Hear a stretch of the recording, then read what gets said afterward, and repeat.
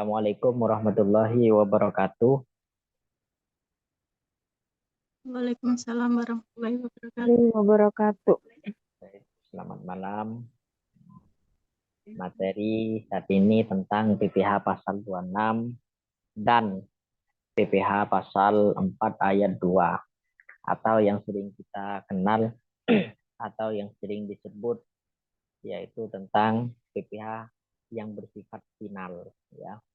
Ini ada dua materi. Yang pertama PPH pasal 26 dan PPH pasal 4 ayat 2 atau PPH yang bersifat final. Yang pertama kita membahas tentang PPH pasal 26. Lanjut, Mbak.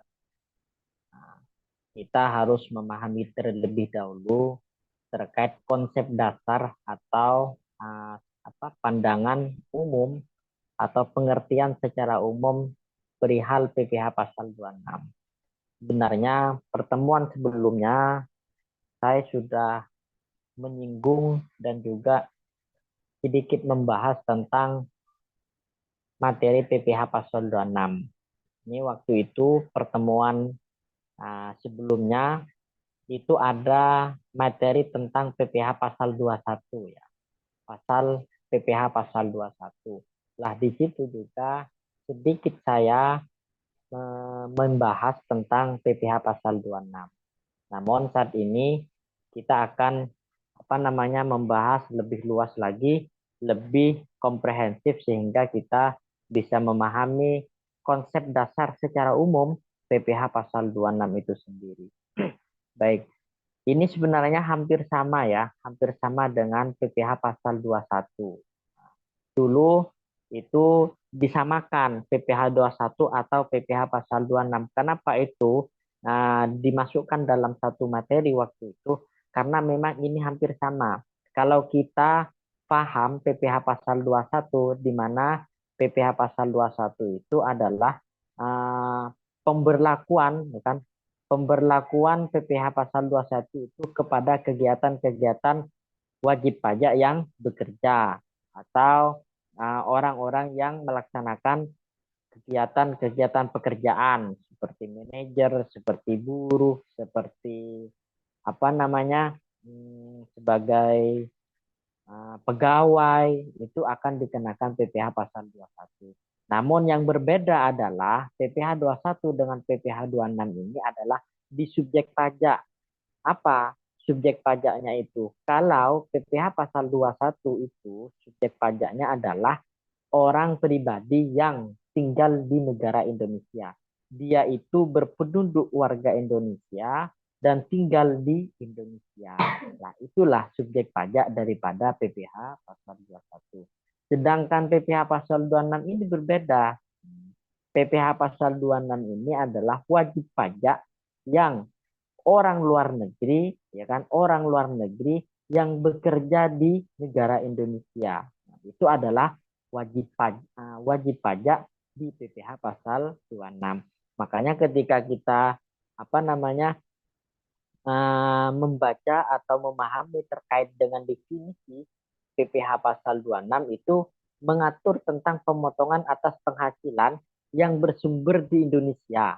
Yang bersumber di Indonesia namun diterima oleh wajib pajak yang warganya itu bukan warga Indonesia, namun di sini adalah warga luar negeri. Baik di sini, ya kan?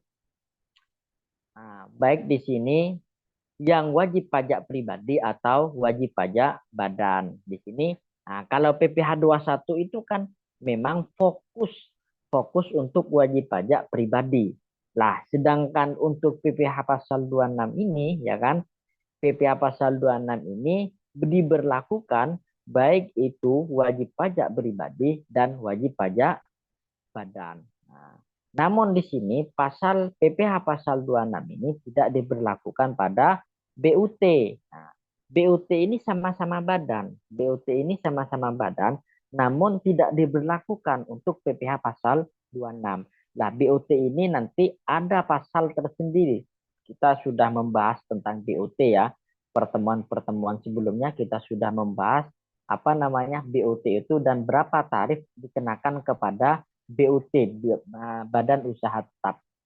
Sudah apa namanya? Ingat ya, BUT itu apa? Jadi kalau kita flashback ke belakang, ya kan, BUT itu adalah badan usaha yang operasinya sebenarnya perusahaannya itu sebenarnya ada di luar negeri, namun dia itu beroperasi atau melakukan afiliasi, memperluas usahanya ke luar negeri. Misal seperti perusahaan Toyota, ya kan, perusahaan apa namanya, perusahaan Toyota, perusahaan Honda, itu kan sebenarnya Honda itu adalah perusahaan milik Jepang. Namun dia itu memperluas usahanya sehingga dia itu mendirikan usaha atas nama Honda di negara Indonesia. Itu dinamakan yang namanya Badan Usaha Tetap. Berapa tarifnya? Tarifnya itu disamakan dengan usaha yang lain, yaitu 22% dari penghasilan yang diterima oleh BUT, ya kan? Namun di sini ini kan BUT dikecualikan BUT, namun pekerja yang ada di dalam BUT, ya kan, karyawan yang ada di dalam BUT itu tetap diperlakukan pasal-pasal yang sudah berlaku, yaitu PPh pasal 21 ketika dia itu pegawai pegawai pegawai pegawai BUT-nya itu ada yang warga Indonesia, maka dia itu akan dikenakan PPh pasal 21. Namun ya kan, namun ketika pegawai yang ada di dalam BUT itu adalah pegawainya orang luar negeri, ya kan, itu akan dikenakan PPh pasal 26, ya. Nah, wajib pajak, ya kan, wajib pajak itu adalah wajib pajak yang bertempat tinggal, yang berwarga negara luar negeri yang bekerja di Indonesia.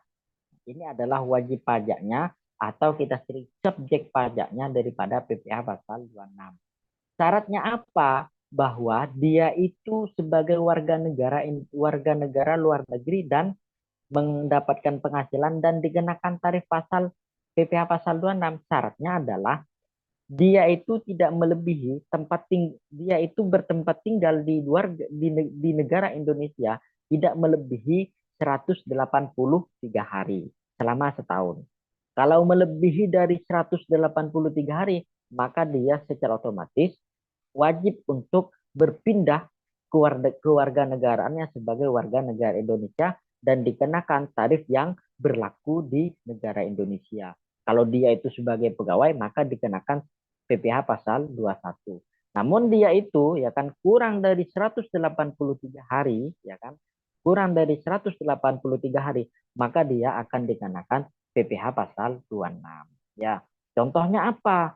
Kayak seperti sepak bola, ya kan, pesepak bola, ya kan, pesepak bola itu kan uh, apa kayak Persibaya, Persija itu kan juga menyewa sepak bola di luar negeri seperti ngambil dari Spanyol, Arab Saudi. Lah, ketika kita itu mengambil pesepak bola dari luar negeri dan bermain di negara Indonesia, maka di situ akan dikenakan PPh pasal 26. Atau nih, sebentar lagi Jokowi akan membuat rel kereta api penghubung antara Bandung ke Surabaya. Nah, Bandung ke Surabaya. Dan itu nanti rencananya akan mengambil pekerja atau kontraktornya itu di negara Cina. Lah itu, ya kan, nah, itu nanti akan dikenakan PPh pasal 26. Ya, nah, lanjut, Mbak.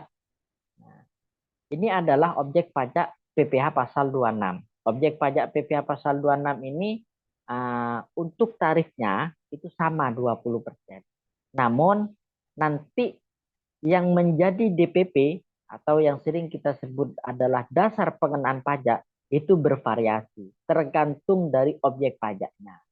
Seperti misal ya kan, nah, kayak di atas paling kiri, ya kan, di atas paling kiri itu ada objek pajaknya seperti dividen, bunga, royalti, penghasilan sehubungan dengan penggunaan harta, ya kan? itu akan dikenakan tarif 20% dikali penghasilan bruto. Penghasilan bruto. Sedangkan di bawah ya kan di atas ada 3 kolom, itu ada 3 kolom di atas itu dikenakan tarif 20%. DPP-nya itu adalah dasar pengenaan pajaknya itu adalah penghasilan bruto. Nah, sedangkan di bawah itu berbeda. Yang 2 kolom di bawah itu ya kan tarifnya memang sama. Namun yang dijadikan dasar pengenaan pajak itu adalah penghasilan neto. Nah, apa bedanya penghasilan bruto dengan penghasilan neto? Nah, kalau kita apa namanya flashback ke belakang, kalau di PPh pasal 21 itu ya kan, PPh pasal 21 itu untuk dijadikan pengenaan dasar pengenaan pajak itu adalah penghasilan neto. Jadi untuk mencari penghasilan neto di PPh pasal 21 itu dikurangi biaya-biaya yang lain. Seperti apa? Biaya jabatan, biaya pensiun, dan asuransi-asuransi yang diikuti oleh pihak wajib pajak atau pihak pegawai itu nanti ketemulah adalah penghasilan neto. Lah, kalau di sini ya kan baris baris kedua paling bawah yang paling kiri ini seperti pembayaran premi ya kan atau penghasilan dari penjualan harta di Indonesia itu akan dikenakan 20% dikalikan PPh neto, penghasilan neto. Untuk menentukan PPh neto ya kan di sini adalah penghasilan bruto dikali 20%. Jadi 20% dikali penghasilan bruto, ya kan? 20% dari penghasilan bruto. Maka disitulah dinamakan yaitu penghasilan itu, baru penghasilan itu nanti dikalikan dengan tarif pajak sesuai dengan PPh pasal 26. Lah di sini ya kan PPh pasal 6 ini juga ya kan bersifat final. Yang dimaksud dengan bersifat final itu apa? Jadi di sini disebut penghasil bersifat final karena di sini PPh pasal 26 tidak bisa dikreditkan. Kita sudah membahas kemarin ya, membahas minggu kemarin terkait dengan PPh pasal 26. PPh pasal 26 itu adalah bagaimana kita mengangsur atau mengkreditkan pajak kita setiap bulan, ya kan? Agar apa? Agar nanti ketika di akhir tahun kita di situ tidak memiliki beban yang besar untuk membayar pajaknya. Jadi kita ketika menghitung, jadi di situ kita hanya membayar sisanya. Misal, saya ini setiap bulan sudah membayar angsuran 1 juta. Jadi selama 12 bulan saya sudah membayar 12 juta. Namun berdasarkan SPT yang diterbitkan pada tahun 2023, ya kan, ternyata saya kena 15 juta. Berarti saya tinggal hanya membayar sisanya. Karena saya sudah membayar 12 juta, maka sisanya 3 juta itulah yang akan dibayarkan. Jadi kita membayar sisanya. Lah di sini pasal 26 ini tidak bisa untuk dikreditkan karena di sini bersifat final. Jadi kalau PPh pasal 26 itu nanti akan dibayar secara secara sekaligus. Jadi berdasarkan nanti penghitungan baru di situ nanti kita membayar berdasarkan penghitungan yang sudah dilakukan. Di sini tidak bisa dilakukan pengkreditan. Jadi tidak masuk nanti cara pengkreditan yang berdasarkan dengan PPh pasal 26. Monggo. Lanjut, Mbak. Ini pemotong, ya kan? Pemotong PPh pasal 26. Ini ada beberapa pihak yang bisa melakukan pemotongan PPh pasal 26. Jadi di sini kalau melihat dari pihak pemotong, ya kan? Di sini ada pertama badan pemerintah, ya kan? Badan pemerintah. Jadi ketika dia itu badan pemerintah, ya kan ternyata di situ ada orang luar negeri bekerja di badan pemerintah, memang misal dia itu disewa, dia itu disewa untuk bekerja di pemerintahan, maka di situ yang melakukan pemotongan adalah pemerintah. Pemerintah itu dalam hal ini yaitu pihak bendahara. Nah, yang kedua adalah subjek pajak dalam negeri. Yang ketiga adalah penyelenggara kegiatan. Nah, penyelenggara kegiatan misal nih, apa namanya, Indonesia kemarin pernah di Bali pernah menyelenggarakan kegiatan G20, ya kan? G20 di Bali. Itu kan para tamu undangannya itu dari pihak luar negeri semua.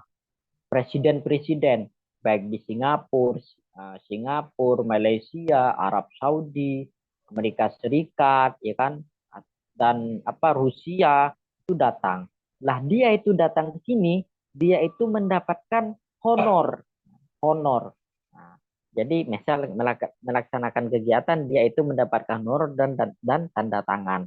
Lah dia itu ya kan karena ini adalah penyelenggaranya pihak pihak negara ya kan pihak negara maka di situ yang melakukan pemotongan adalah pihak penyelenggara. Siapa pihak penyelenggaranya? Penyelenggaranya yaitu pihak pemerintah. Ada BOT, tadi sudah dijelaskan ya. BOT itu Badan Usaha Tetap. Ketika di sana pegawainya adalah luar negeri, orang-orang luar negeri, maka nanti pihak BOT itu yang melakukan pemotongan PPh pasal 26. Selanjutnya yaitu perwakilan perusahaan luar negeri lainnya. Perwakilan artinya dia itu memiliki perusahaan di luar negeri dan mendirikan perwakilan di negara Indonesia. Selanjutnya yaitu WP, OP, wajib pajak. OP ini seperti apa? Akuntan, dokter, notaris, nah, seperti contoh ya kan, atau lawyer. Nah, seperti contoh saya memiliki kasus. Nah, ternyata kasus di sini amat rumit sehingga saya mendatangkan lawyer atau pengacara itu dari luar negeri. Ketika saya mendatangkan pengacara dari luar negeri, maka di situ yang melakukan pemotongan adalah sebagai wajib pajak OP-nya. Jadi lembaganya. Selanjutnya yaitu penyelenggaraan kegiatan bisa berbentuk badan, orang pribadi, kepanitiaan yang melaksanakan sesuatu event atau kegiatan. Kalau misal kemarin itu GIS 21 yang dilaksanakan di Bali itu, panitianya itu ternyata ada yang dari luar negeri, itu nanti akan dikenakan tarif pasal 26. Siapa nanti yang akan melakukan pemotongan? Ya pihak penyelenggara. Penyelenggara yaitu yang ada di kegiatan G21. Yang terakhir yaitu wajib pajak orang pribadi atau badan yang dapat menjadi pemotong PPh pasal 26. Jadi di sini bisa juga dipotong secara pribadi namun dia itu sudah disahkan atau sudah ditetapkan oleh kantor KPP, kantor DPP, Direktoral Jenderal Pajak. Lanjut. Ini pemungutan PPh pasal 26 jika ada tax treaty. Tax treaty itu maksudnya, ini sebenarnya pertemuan sebelum kemarin, pasal 24, kalau tidak salah PPh pasal 24, tax treaty itu dilakukan agar tidak terjadi penarikan pajak berganda. Jadi misal, kan ini berkaitan dengan, berkaitan penghasilan di antar dua negara, ya kan? Dia itu di luar negeri, ya kan, orang luar negeri bekerja di Indonesia. Jadi secara otomatis dia mendapatkan penghasilan. Jadi agar di sini tidak terjadi pemungutan dua kali, tidak terjadi pemungutan pajak berganda, maka di situ dilakukan yang namanya tax treaty. Tax treaty itu untuk menghitung pajak penghasilan yang terendah karena dia itu bekerja di dua negara atau lebih. Sehingga nanti ada penghitungannya. Di pertemuan sebelumnya saya sudah bahas di PPh pasal 24. Nah inilah ketika diterapkan yang namanya tax treaty. Lanjut. Nah ini adalah studi kasusnya. Contohnya. Contoh Nah, ini sebenarnya gampang, mudah ya. Nah, karena ini tarifnya itu sama. Semuanya sama yaitu 20%. Tinggal melihat kasusnya atau melihat soalnya. Apakah di sini harus dicari penghasilan brutonya atau tidak perlu, apakah kita perlu mencari penghasilan netonya atau kita tidak perlu mencari penghasilan itu sehingga yang dijadikan DPP dasar pengenaan pajak itu langsung penghasilan brutonya. Contoh, Makan Konate adalah pesepak bola asing yang bermain di Persibaya. Dia itu bermain di Persibaya Surabaya. Nah, Makan Konate ini bertempat tinggal kurang dari 183 hari. Jadi tadi syarat untuk bahwa dia itu warga negara luar negeri dan bekerja di sini dan dikenakan tarif pasal 26 yaitu syaratnya adalah bertempat tinggal di Indonesia tidak melebihi dari 183 hari selama setahun. Jadi selama setahun tidak melebihi 183 hari. Nah, maka bagaimana cara penghitungannya? Ya langsung kita mencari dulu gajinya berapa. Ternyata di sini gaji yang diperoleh oleh Makan Konate selama satu bulan yaitu 58.000 US dollar. 98.000 US dollar. Nah, ketika dikruskan, ternyata $1 itu adalah 14.200 rupiah. Nah, ketika di sini $1 yaitu 14.200 rupiah, tinggal kita kalikan 98.000 dikali 14.200 rupiah. Jadi ketemu di sini ternyata selama satu bulan Makan Konate itu kalau dikruskan dengan uang rupiah itu memperoleh gaji selama satu bulan yaitu 1.391.600.000. Nah, ini yang menjadi DPP, dasar pengenaan pajaknya. Nah, dasar pengenaan pajak 1M sekian, ini langsung dikalikan 20%. Nah, ketemulah di sini PPh pasal 6 yang harus dibayarkan atau dibebankan itu yaitu 278.320.000. Inilah yang akan dibayarkan selama satu bulan. Ya, monggo, lanjut. Ini kasus yang kedua, kan?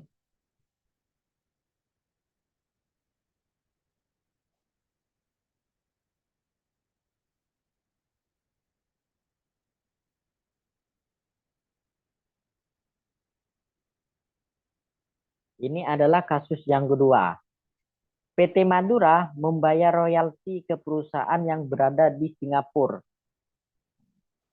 dengan jumlah 210 juta. Yaitu membayar royalti. Jadi misal apa namanya? PT Madura memiliki hutang royalti ke perusahaan yang berada di Singapura. Jadi di sini karena pihak Singapura mendapatkan penghasilan kepada pihak perusahaan yang ada di Indonesia, maka di situ apa namanya perusahaan yang ada di Singapura itu akan dikenakan PPh pasal 26. Berapa ketika royalti besaran jumlah royalti yang dibayarkan itu 210 juta, maka di sini langsung dikalikan saja dengan tarif PPh pasal 26 yaitu 20%. Jadi 210 juta dikali 20%, maka di sini ketemu 42 juta. Inilah yang dibayarkan. Contoh yang lain seperti PT ABC sebagai wajib pajak luar negeri telah menyelesaikan pekerjaan instalasi pada PT CBA WP dalam negeri senilai 2M 100 juta. Jadi kayak tadi itu apa namanya saya contohkan karena di sini rel kereta api dari Bandung ke negara ke Malaysia ini nanti dikerjakan oleh perusahaan asing, maka di situ akan dikenakan tarif PPh pasal 26. Jadi di sini 2M 100 juta langsung dikalikan 20%. Ya.